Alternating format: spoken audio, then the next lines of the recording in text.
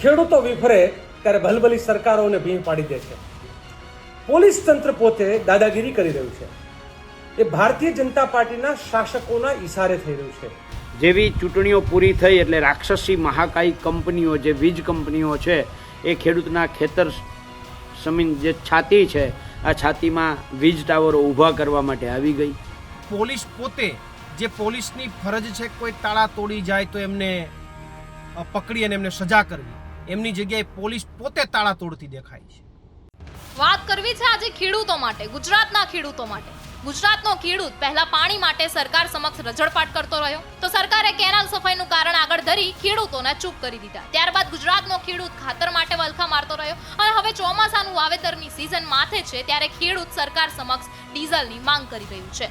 રોજ ખેડૂત પોતાનું ખેતી કામ છોડી પેટ્રોલ પંપ પર લાંબી કતારોમાં જઈને ઊભો રહે છે, તો પણ હજી ડીઝલ તો તે પ્રમાણે મળતું જ નથી, તે એક હકીકત છે. ત્યારે હવે આજે કેટલાક પ્રશ્નોના જવાબ જોઈએ છે એ નેતાઓ જોડેથી જે પહેલા ખેડૂતોના નેતા કહેવાતા હતા, જે નેતા ખેડૂતોની વેદના પર એક સમયે આંખમાંથી આંસુ આવતા હતા. તેવા નેતા રાજુ કરપડા, વિક્રમ રબારી સહિતના નેતાઓ આજે આ સમગ્ર મામલે મૌન ધારણ કરીને બેઠા છે. આમ તો ખેડૂત નેતાઓ તરીકે એક સમયે સંવેદનશીલતા દેખાડનાર નેતાઓ આજે ચૂપ થઈ ગયા છે.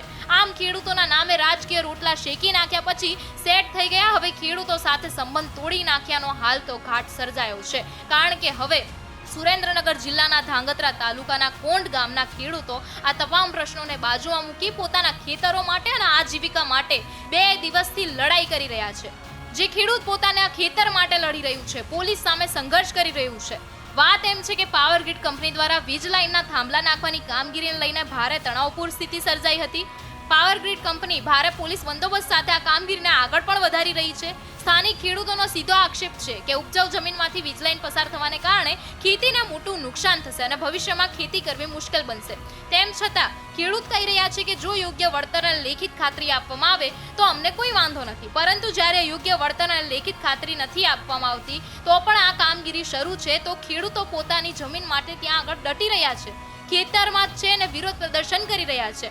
પોલીસ સામે ખેડૂતોની અટકાયત પણ કરવામાં આવી રહી છે. ત્યારે ખેડૂતોની અટકાયત થતાં સમગ્ર ગામમાં ભારે રોષ ફેલાયો છે અને લોકોનું કહેવું છે કે જ્યારે એક સમય ખેડૂતોને કોઈ પણ વેદના કે કોઈ સમસ્યાનો સામનો કરવાનો આવતો હતો ત્યારે જે નેતાઓ હતા, રાજુ કરપડા હતા, જે વિક્રમ રબારી હતા, તે નેતાઓ આજે પોતાનું મૌન ધારણ કરીને કેમ બેઠા છે? લોકોનો સવાલ છે કે કેમ તે નેતાઓ આજે આ સમસ્યામાં આગળ નથી આવી રહ્યા? ત્યારે આજે ખેડૂતો માટે લડવા પ્રવીણ રામ તૈયાર છે. સુરેન્દ્રનગરમાં ખેડૂતો પર પોલીસ દમન, શાંતિપૂર્ણ પ્રદર્શન સામે પોલીસ ઉતારાઈ, ખેડૂતોની અટકાયત સામે આપ લાલચોળ, વીજ લાઇન નાખવાના વિરોધને આપનું સમર્થન, કંપનીના ઈશારે પોલીસના ટોળા ઉતર્યા, ખેડૂતોના અત્યાચારે પોલીસ ગાયબ રહી, ભૂમાફિયા સામે પોલીસ ફરિયાદ પણ નોંધાતી નથી, ભાજપ શાસનમાં પોલીસની દાદાગીરી વધી, અન્યાય સામે મિત્રો, સુરેન્દ્રનગર જિલ્લામાં ખેડૂતો પોતાના ખેતરમાં વીજ લાઇન પસાર ન થાય એ માટે શાંતિપૂર્ણ રીતે વિરોધ કરી રહ્યા છે. એ સમયે મોટી સંખ્યામાં ત્યાં પોલીસ ઉતરી આવે છે, ખેડૂતોને વિખેરે છે, ખેડૂતો સાથે દમન કરે છે, એમની અટક કરે છે અને ખેડૂતો એ જે કોઈ તાળાબંધી કરી ત્યાં પોલીસ પોતે, જે પોલીસની ફરજ છે કોઈ તાળા તોડી જાય તો એમને પકડી અને એમને સજા કરવી, એમની જગ્યાએ પોલીસ પોતે તાળા તોડતી દેખાય. ગુજરાતમાં ક્યાંક ને ક્યાંક પોલીસ એ પોતાની ફરજો અને પોતાની જે કંઈ પણ કામ કરવાની પદ્ધતિ છે ઘણા સમયથી બદલી નાખી છે. આ ભાજપના શાસનમાં કોઈ ખેડૂતના ખેતરમાં, મને એ નથી સમજાતું, કોઈ ખેડૂતના ખેતરમાં કોઈ ભૂમાફિયાઓએ કબજો કરી લીધો હોય અને જ્યારે એ ખેડૂત અરજી કરે તો ત્યારે 2 પોલીસવાળા પણ ત્યાં નથી જતા અને આ વીજ લાઇનમાં કંપની જ્યારે ફોન કરે ત્યારે ટોળા પોલીસના ઉતરી આવે છે. જ્યારે ખેડૂત સાથે કોઈ અત્યાચાર થાય, દમન થાય, લો એન્ડ ઓર્ડરનો ભંગ થાય ત્યારે ખેડૂત જો પોલીસને ફોન કરે તો 2 પોલીસવાળા પણ ત્યાં દેખાતા નથી અને અત્યારે ખેડૂતોની વિરુદ્ધમાં પોલીસના ટોળા ઉતરી જાય. જ્યારે ગુજરાતની અંદર થોડા દિવસે ક્યાંય લૂંટ થાય, દીકરીઓ ઉપર દમન થાય, ડ્રગ્સ વેચાય, દારૂ વેચાય, ચારે બાજુ ચારે જગ્યાએ દારૂના અડ્ડાઓ ચાલે અને કોઈ જાગૃત નાગરિક પોલીસને ફોન કરે તો 2 પોલીસવાળા પણ એમને ત્યાં જવાનો સમય નથી. પણ જો ખેડૂતની વિરુદ્ધમાં વીજ કંપનીની જે કંઈ વીજ કંપનીઓ છે એમને ફોન કરે તો પોલીસના ટોળે ટોળા ઉતરી જાય. આવી અસમાનતા કેમ?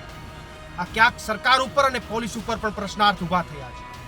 ત્યારે હું સુરેન્દ્રનગરના ખેડૂતોને આશ્વસ્ત કરવા માંગુ છું કે તમારી જે લડાઈ છે એ લડાઈમાં અમારું સંપૂર્ણ સમર્થન છે. આમ આદમી પાર્ટી વતી સંપૂર્ણ સમર્થન છે અને આવનારા દિવસોમાં સુરેન્દ્રનગરના ખેડૂતો સાથે ચર્ચા કર્યા બાદ જે કોઈ પણ સ્તરે લડાઈ લડવી પડશે એ લડાઈ લડવાની પ્રવીણ રામની પૂર્ણ તૈયારી છે અને પ્રવીણ રામ એક ખેડૂત નેતા તરીકે હું એ સુરેન્દ્રનગરના ખેડૂતોને બાહેંધરી આપું છું. પ્રવીણ રામ, પ્રદેશ ફ્રન્ટલ અધ્યક્ષ, આમ આદમી પાર્ટી. જય કિસાન, જય જગત. મિત્રો, ચૂંટણી સ્થાનિક સ્વરાજ્યની પૂરી થઈ અને સરકારે જાણે ખેડૂત હટાવો કંપનીઓ બચાવોનું સ્લોગન દિલમાં વસાવી અને કામ ચાલુ કર્યું એવું લાગે છે. જેવી ચૂંટણીઓ પૂરી થઈ એટલે રાક્ષસી મહાકાય કંપનીઓ જે વીજ કંપનીઓ છે એ ખેડૂતના ખેતર જમીન જે છાતી છે આ છાતીમાં વીજ ટાવરો ઊભા કરવા માટે આવી ગઈ. ડીઝલના ભાવ વધ્યા, ડીઝલની અછત ઊભી થઈ, ખેડૂતો ડીઝલના ડબલા લઈને પેટ્રોલ પંપો ઉપર લાઇનમાં ઊભા રહી ગયા. ખાતરમાં લગભગ 200-300 રૂપિયાથી ચાલુ કરી અને 700-800 રૂપિયા સુધીનો વધારો થયો. ખેડૂતોની ખેત પેદાશના ભાવ દાખલા તરીકે ઘઉંના 400 રૂપિયાની આસપાસ અટકી ગયા. અને એમાંય ગઈકાલે કોંઢ ગામની અંદર જે ઘટના બની, વીજ કંપનીઓની દાદાગીરી જે સામે આવી, એને લઈ અને અમે કિસાન સંઘર્ષ સમિતિના તમામ સાથીઓએ નક્કી કર્યું છે કે આવતીકાલે 27 તારીખે સાંજે 5:30 વાગે કોંઢ ગામમાં રામાપીરનું મંદિર જે ધાંગધ્રા રોડ પર આવેલું છે ત્યાં આપણે સૌ સાથે જઈએ અને કોંઢ હોય, કલાણપર હોય, રતનપર હોય કે આસપાસના બીજા ગામો હોય, સુરેન્દ્રનગર જિલ્લાના ગામો હોય, આ તમામ ખેડૂતોને અને આસપાસના જિલ્લાના ખેડૂતોને અમે વિનંતી કરીએ છીએ કે આવતીકાલે આપ સૌ કોંઢ પધારો. ખેડૂતો પરેશાન છે. સુરેન્દ્રનગર જિલ્લાના કોંઢ ગામમાં જે રીતે વીજળીના થાંભલાઓ નાખવા માટે એટલે કે હાઈ ટેન્શન વીજ લાઈન નાખવા માટે પોલીસ તંત્ર પોતે દાદાગીરી કરી રહ્યું છે. એ ભારતીય જનતા પાર્ટીના શાસકોના ઈશારે થઈ રહ્યું છે.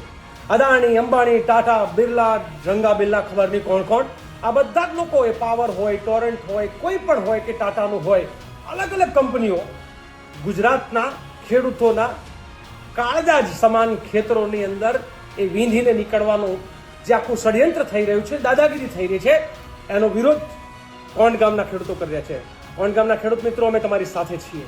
ગુજરાતની કિસાન સંઘર્ષ સમિતિ, કિસાન કોંગ્રેસ બંને તમારી સાથે છે. એક ખેડૂત નેતા તરીકે, ખેડૂતના દીકરા તરીકે લાલજી દેસાઈ તમારી સાથે છે.